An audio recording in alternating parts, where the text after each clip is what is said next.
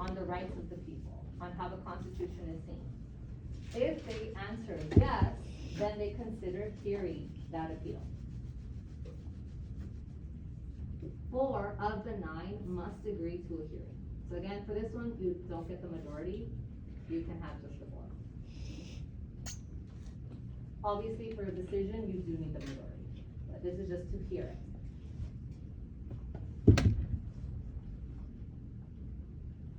Okay, another Latin term. They love their Latin in law. What can I say? Alright, this one is the writ of certiorari. Such a great word. So, it is essentially SCOTUS giving an order to the lower courts to just give them everything that they have, right? Transcripts, opinions, briefs, amicus curiae briefs, anything that they have, they send to SCOTUS so that they can review it. Okay? That's the writ of certiorari. So if you see that, that just means that SCOTUS asked the lower courts to give them information about what happened in theirs. Because it could be that they missed some information or they didn't get everything.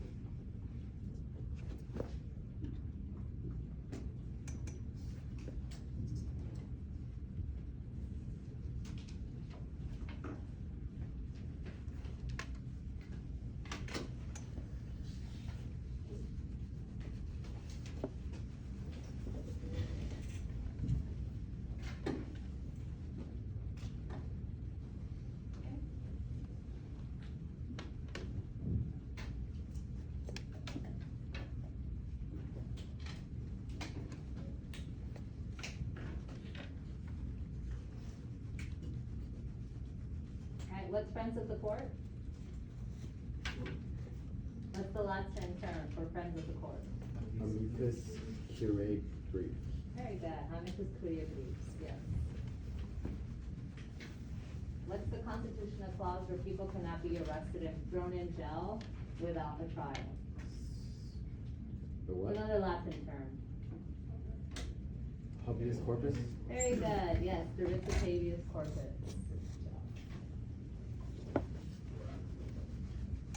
Okay, standing. Now, this is something that is required for SCOTUS to deliberate and deliver like their opinion on the case, right? So they have to kind of see previous cases and what those decisions were to influence what decision they're going to be making. There has to be a real controversy between the adversaries. Okay, it can't just be something stupid and petty. It has to be something that is life, liberty, or property, or happiness, right? Substantive due process. I don't know if you remember that, but what's due process? You cannot just get arrested and thrown in jail. You have to know the reason why you're being arrested, and you have to have a trial with the jury if it is a criminal offense. That is just your right as someone who is living here in the United States. You cannot just get thrown in jail for no freaking reason. Right? You can't do that. You can't do that. So there has to be real controversy between the adversaries. For example, in Brown versus Board of Education, what was the controversy there?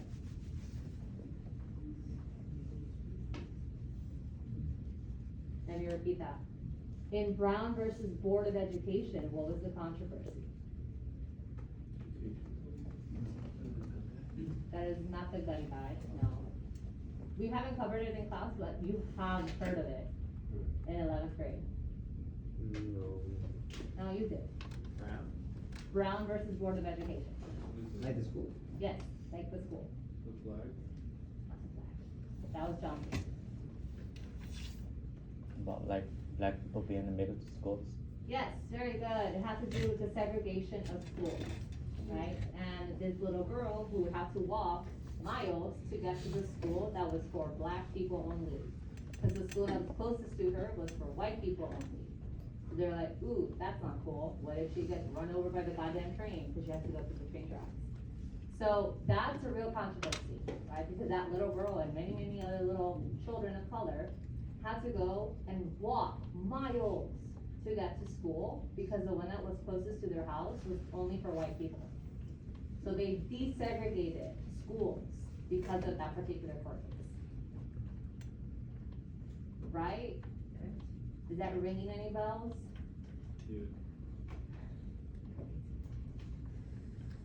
Alright, so personal harm has to be demonstrated in order for SCOTUS to really hear the case.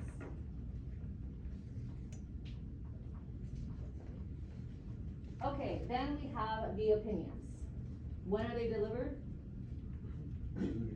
Yes, June or July. They love to take their time sometimes, so most likely it's going to be July. I'm not entirely sure if it's still a thing, but I think SCOTUS is looking at the 14th Amendment and whether or not people who are immigrants and have their children here, whether those children are seen as citizens. The 14th Amendment says yes, but this administration is saying no. So SCOTUS is going to decide whether or not that's true. So, I don't know if it's still a thing, but I think it is. So, if your parent is an immigrant and you were born here, we're in trouble. We're in danger because it could be that they're trying to take away our citizenship. What happens? Do you have to like get your citizen, like get the status? Yeah, or most likely they'll just like deport you. Where? I don't know. Cause I've never So been. you don't even get downgraded to like a residency like type of level? Dang, I'm in trouble. Yeah.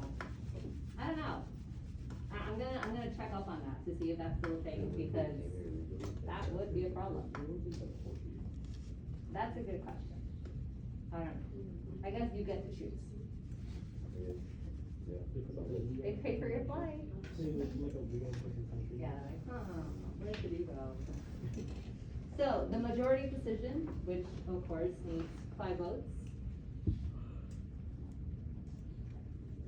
Once they decide, it becomes part of constitutional law. That's it, right? All the states have to follow this. Kind of. There are some leeways, there are some loopholes. For example, when they overturned Roe versus Wade, what's Roe versus Wade? Abortion. Yes, very good. When they overturned it, they said abortion is up to the states. Some states made it straight up illegal, right? California just did not. It really depends on the state. Okay, then we have concurring.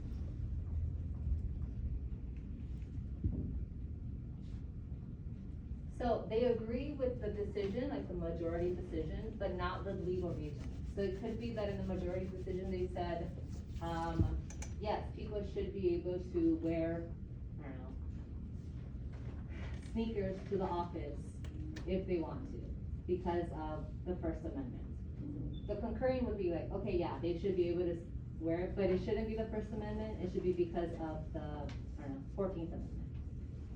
That's essentially it, right? So they agree with the decision, but not with the amendment or the law or whatever that was used.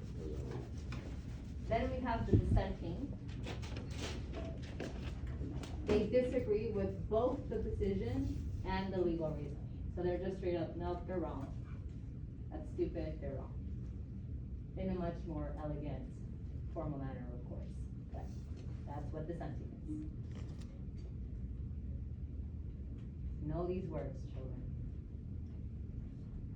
No majority, concurring, dissenting, written certiorari, amicus curiae, know what appeals is, the appellate court is, how it works, standing, sitting, recess. What day of the week do they start? Monday. Of what Monday? October. I'll ask you again next week, let's see how many of you remember.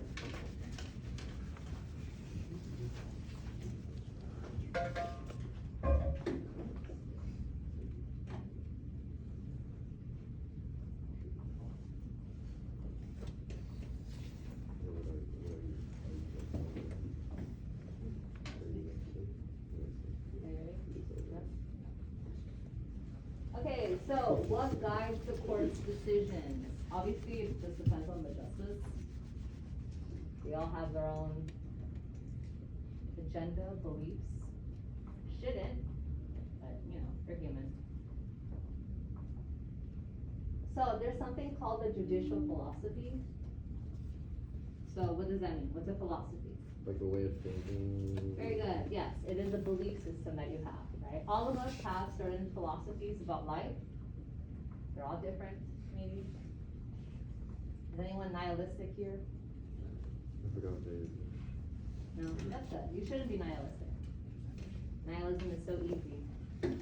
If you don't know what nihilism is, it means that you think that life doesn't matter, so why try? That's not good. Don't be nihilistic. It's very easy to be nihilistic. Okay, so we have something called judicial restraint. And, okay, so essentially these people are all about originalism, right? Like, okay, what does the OG, what did they believe? Now, who are the OG? Who said it? Someone said it. What do you think? Yes, the founding fathers. So they asked themselves, what would the founders do? Which, to me, is crazy, because they didn't even know that dinosaurs existed, you know? So, it's a very different life that they lived.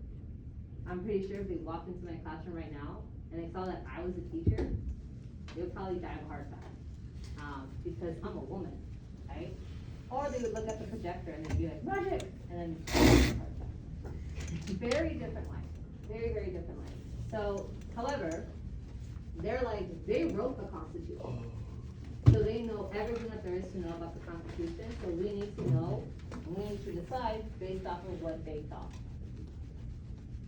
Then we have the other side of the coin, which is judicial activism. They believe in a living constitution. So, is the Constitution static? No. No. The Constitution changes with the times, right? That's why we have the amendments. That's what they believe. They ask themselves, how, in God's name, could we possibly know what the founders would do? What they thought, right? Our lives are so, so different than how they live. So we can't really do that. Things change, people change, obviously. Hell, America has changed. The geography of America has changed from the founding fathers first decided to make this the United States of America. Texas wasn't a thing, California wasn't a thing. So, since things change, people change, the Constitution should change with them. It should be more flexible. Then we have the political questions doctrine, which is very important right now, especially. No cases involving political questions. Voting, for example, that's why Bush won versus Gore. You don't remember. You weren't even alive. That was like a very big thing. And SCOTUS decided not to get involved because they're like, that has to do with politics. We don't decide anything that has to do with politics. Which is good, I suppose. But do we think it's happening right now? Are they involving themselves in politics? Yes, they are.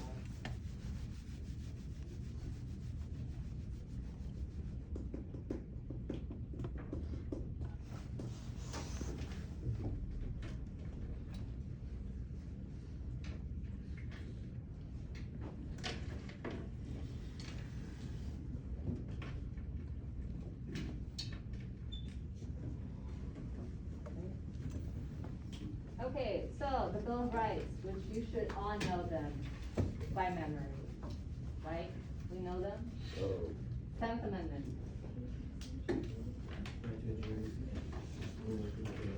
Yes, or 20 bucks. Very good.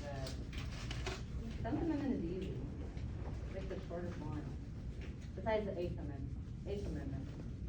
It was punishment or excessive, you know, Yes, fines or belt. Okay, now, the Bill of Rights was added to the Constitution before it was ratified, right? A lot of states did not know if they could apply it to their own laws because the Bill of Rights is only against what government? Who does it protect the people from? Yeah, the federal government, right? Not the state government, the federal government. So the states could essentially kind of ignore the Bill of Rights, which they did. Hence why Jim Crow laws were, running rampant in the South, because they were like, whatever, that doesn't apply to me. That's for the federal government only. They can't take away the rights, but I can. And they did, right? So this became an issue. But SCOTUS was like, oh, can't do that anymore, right? Like Dred Scott, right, Stanford. All of these cases really, Plessy versus Ferguson, that was a big one. Plessy versus Ferguson?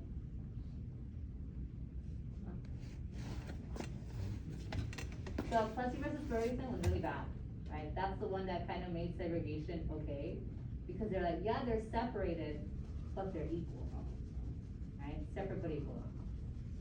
So, SCOTUS, yes, there are a lot of cases that did really bad things, right? US versus Cruikshank, yikes.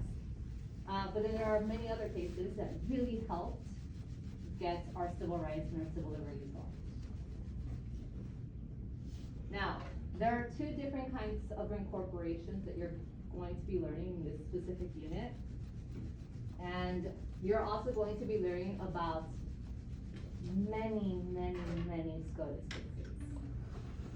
You're gonna have to know them. 15 of them by heart. The other ones, not so much, I guess. Maybe. But the 15 are landmark SCOTUS cases, like Brown versus Board of Education. Very important, you should definitely know that one. US versus Lopez, that's another one. Do we remember US versus Lopez? No. That's the good one. That's the gun one, yes, when the stupid kid brought a gun to school in his backpack. Yeah, that's a big one. So you should know those cases. You're gonna be knowing many, many more. But it has to do with the Bill of Rights and incorporation.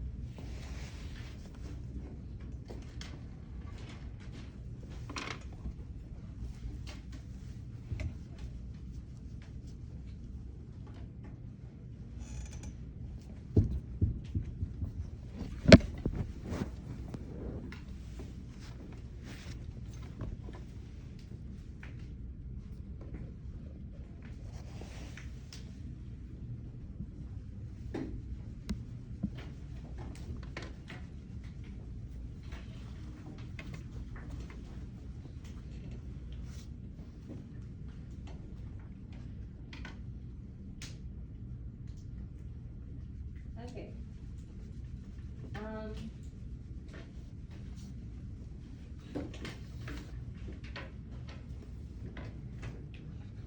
I'll give you kids a break.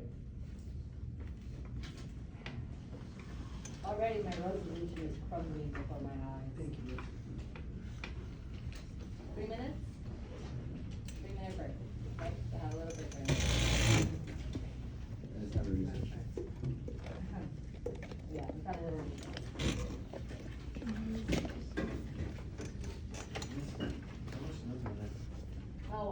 we're done with this. And what you testing us? Did you get any homework? No, I've been able to. How much do you need? My next answer is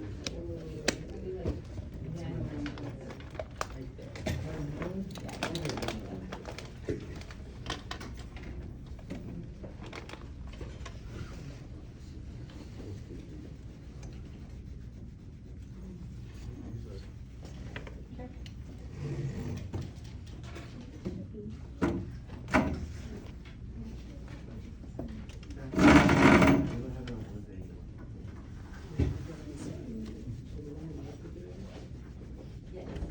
For today, we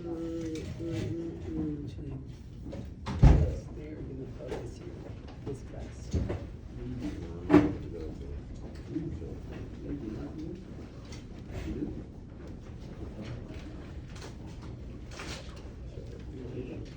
I don't know, I think so.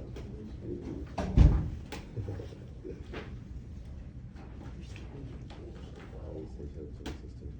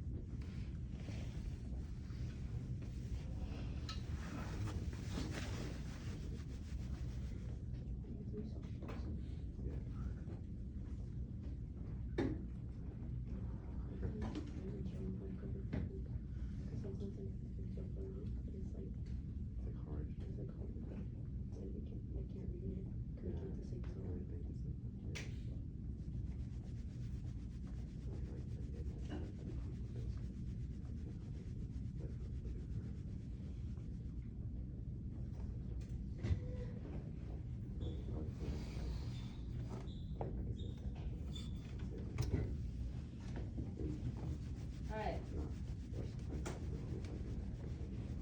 So, your assignment is going to focus on the amendments. So you're gonna be identifying amendments 11 to 27 and explain what rights, defense, or holds. Get it right there. No. That's on the worksheet. So it's gonna look like this. So I want you to write what the 11th Amendment is about, tell me the date, why it happened, and its importance. For all of them. This is what your quiz is gonna be about. Right? The amendment. And it's not gonna be just 11 to 27, it's gonna be 1 through 27. Because you already know 1 through 10. So, Yeah. Does it mean like one quick sentence or like two sentences? Well, this one can be one, but this one you should have at least 2 sentences. Cause the date, I mean, that doesn't really, not really a sentence. But reason is a sentence, importance is a sentence. So in total, you should have 3 sentences and a number. Which is the date. For the quiz, you're not gonna have to know the dates. Okay? I just want you to write them down here because it is important for future assignments so that you know when those amendments were passed, but you're not gonna need them after this. So, new group leaders, fine. If you're sitting on the desk that has the group number, you're the group leader. You're going to be letter A, so please go and get your.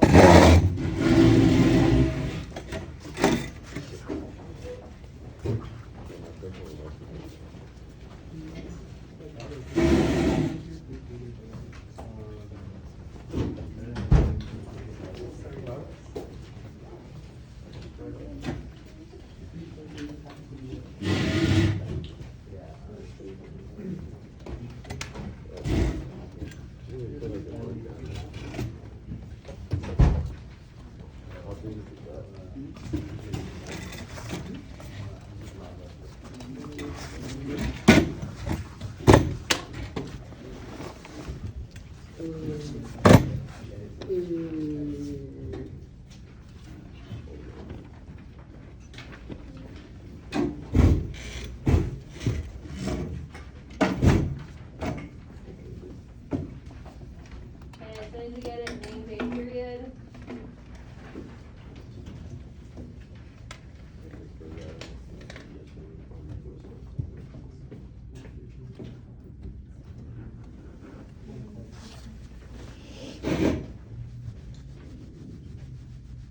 Okay, any questions on your assignment?